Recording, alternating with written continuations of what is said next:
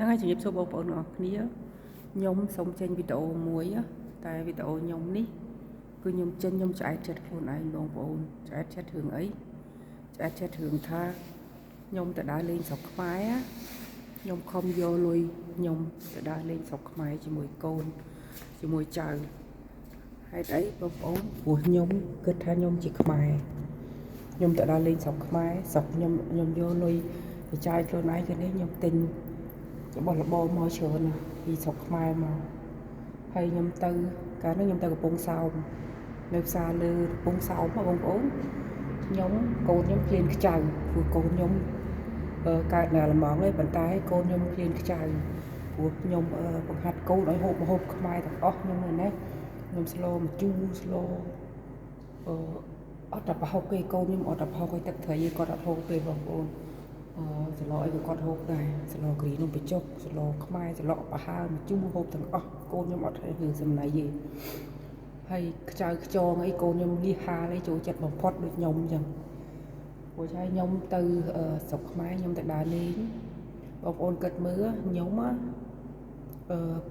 8ជិត10ឆ្នាំហើយខ្ញុំកាន់ទៅស្រុកខ្មែរជិត10ឆ្នាំហើយខ្ញុំលុយយើងលុយ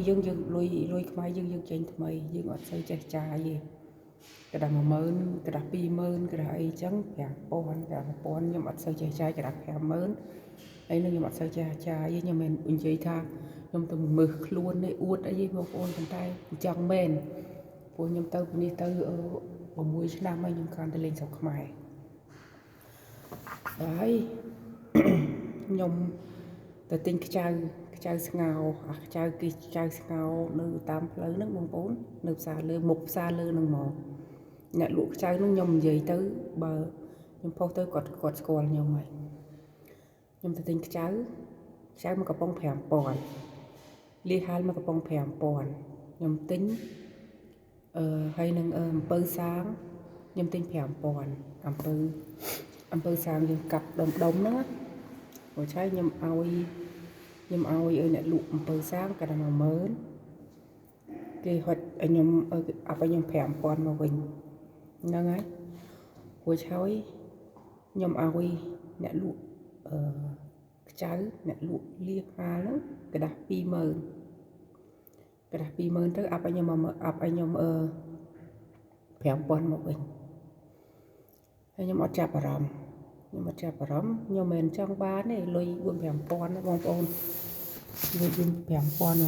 ខ្ញុំធ្វើបុណ្យក៏បានដែរហ្នឹងហើយលុយ4 5000 10000ខ្ញុំធ្វើបុណ្យក៏បានដែរប៉ុន្តែខ្ញុំមកដល់អាតុកវិញខ្ញុំហៅតាមអេបតុកជីដល់ខ្ញុំកាន់អាលុយគាត់អាប់ហ្នឹងមកឲ្យខ្ញុំហើយនឹងខ្ញុំចេះគិតខ្លួនឯងថាខ្ញុំដូចឲ្យកដាស់20000ហើយទិញខ្ចៅមកកំប៉ុង5000ហើយលីហាលមកកំប៉ុង5000ហើយអីគាត់អាប់ឲ្យខ្ញុំតែ5000មកវិញ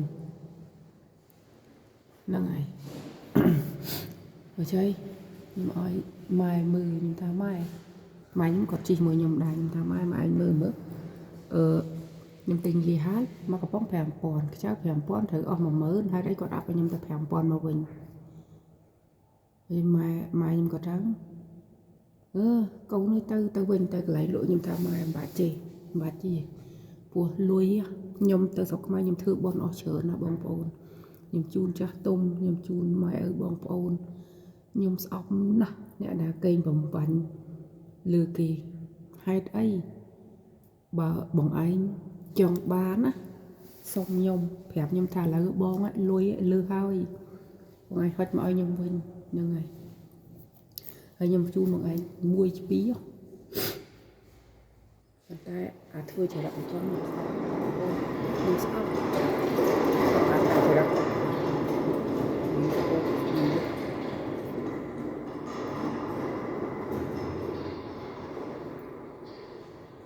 ខ្ញុំស្អប់អចរិតចង់បានរបស់គេហ្នឹងហើយខ្ញុំទៅខ្ញុំនៅពេញខ្ញុំទៅកន្លែងខ្ញុំទៅធ្វើប៉ាសពតខ្ញុំទិញមួយជូរហ្នឹងអស់5000ហើយខ្ញុំឲ្យកដាស់20000ទៅខ្ញុំចង់ដឹងថាមានមនុស្សអញ្ចឹងម៉ាអ្នកខ្ញុំហុចកដាស់ 20,000ទៅគាត់អាប់ឲ្យខ្ញុំវិញ15,000ខ្ញុំជូនគាត់15,000ហ្នឹងទៅវិញហេតុអី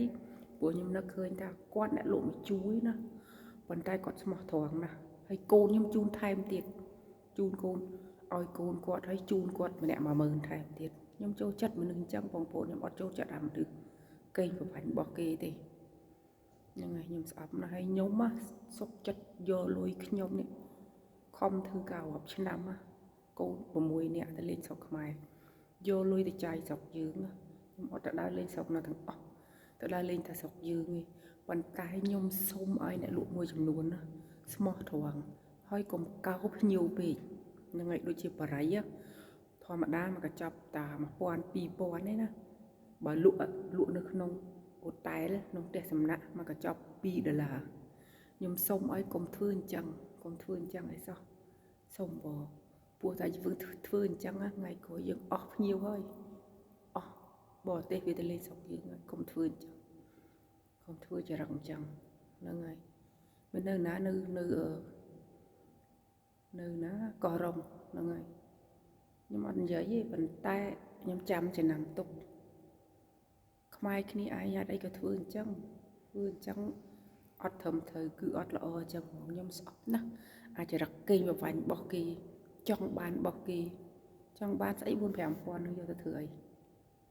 មានបានអី 4-5,000 ហ្នឹងឲ្យគេទៅអាប់ឲ្យគេវិញទៅដូចខ្ញុំនិយាយចឹងអាប់ឲ្យខ្ញុំវិញខ្ញុំឲ្យ1ជា2ជូន1ជា2ហ្នឹងហើយអានេះខ្ញុំនៅក្នុងផ្ទះអាល្លឺម៉ង់បងប្អូននៅក្នុងចំណតរថភ្លើងចាំទៅកន្លែងធ្វើការតដល់មកហ្នឹងហើយវីដេអូមួយហ្នឹងខ្ញុំជូនទៅបងអូនស្រីមិនដឹងបងស្រីតែមើលទៅក្មេងជាងខ្ញុំឯងហ្នឹងហើយឲ្យរស់ស៊ីឲ្យស្មោះត្រង់នៅមុខផ្សារលើហ្នឹងហ្មងអ្នកលក់ខ្យងស្ងោនៅមុខផ្សារលើហ្នឹងកុំធ្វើចរិតអញ្ចឹងអត់ល្អទេខ្ញុំគិតខ្ញុំដើរចេញខ្ញុំគិតថាចាំមើលអាប់លុយខ្ញុំអត់ព្រោះខ្ញុំដឹងខ្ញុំទៅមួយថ្ងៃខ្ញុំដឹងខ្ញុំចេះចាយលុយហើយខ្ញុំដឹងខ្ញុំចេះចាយលុយហើយលុយមិនដែលទិញអស់10,000អាប់ឲ្យវិញ 5,000យើងក្រាស់ឲ្យក្រាស់ 20,000យើងត្រូវអាប់ឲ្យវិញ 10,000 មកវិញហ្នឹងហើយប៉ុន្តែខ្ញុំលក់អ្នកលក់អំពៅសាខ្ញុំហុចឲ្យគាត់ក្រាស់ 20,000ខ្ញុំចង់ដឹងគាត់អាប់ឲ្យខ្ញុំវិញ 15,000 ហើយខ្ញុំជូនគាត់ 15,000 ហ្នឹងទៅវិញហើយខ្ញុំអរគុណគាត់ទៀតហើយអ្នកលក់ខ្ចៅហ្នឹងខំសម្លឹងមើលខ្ញុំអូមីនេះតិចដឹងថាខ្ញុំអាប់លុយអីវាគាត់ដឹងប៉ុន្តែគាត់មិនអាប់លុយឲ្យយើងវិញហើយខ្ញុំចំណាំទុកខ្ញុំទៅស្រុកខ្មែរម្ដងទៀតខ្ញុំទៅទិញកន្លែងគាត់ម្ដងទៀតចាំមើលគាត់ធ្វើទៅធ្វើចឹងដាក់ខ្ញុំទៀតអត់ខ្ញុំអត់ខឹងទេខ្ញុំទៅស្រុកខ្មែរខ្ញុំដើរធ្វើបន់ច្រើនណាបងប្អូនជូនចាស់ទុំជូនអីសុបាយខ្លាំងណាស់ចឹងគាត់ថាមានកន្លែងណាសុបាយជាងស្រុកយើងទេប៉ុន្តែខ្ញុំសុំចំណុំពោអ្នកលក់មួយចំនួនកុំធ្វើចរិតអញ្ចឹងអត់ល្អទេហ្នឹងហើយកុំធ្វើចរិតអញ្ចឹងអត់ល្អទេកាយអាចរិតហ្នឹងគេឲ្យលុយលើហើយមិនអាប់ឲ្យគេវិញហ្នឹងហើយអរគុណច្រើនជំរាបលាបងប្អូនបើបងប្អូនចង់ឲ្យខ្ញុំធ្វើវីដេអូអីខមមិននៅក្នុង YouTube វីដេអូខ្ញុំនឹងមកហើយឥឡូវក្នុងផ្ទះអាល្លឺម៉ង់វាចូលខែក្តៅហើយណាហើយខ្ញុំជិះអាទិះភ្លើងមកនេះអាទិះភ្លើងនេះព្រោះយើងជិះឡានអស់សាំងអស់ថ្លៃណាបងប្អូនអើយមានលទ្ធភាពណាថ្លៃណាយើងត្រូវតែជិះអាទិះភ្លើងវាធូរថ្លៃវាអត់សូវថ្លៃដូចចាក់សាំងឡានណាមួយកូនហ៊ានណាមួយខោអាយកូនណាមួយគ្រប់គង់ម៉ែនៅស្រុកខ្មែរខ្ញុំអត់មានលទ្ធភាពជិះឡានទេខ្ញុំជិះអាកង់អង្គុយនេះអាកង់ចូលភ្លើង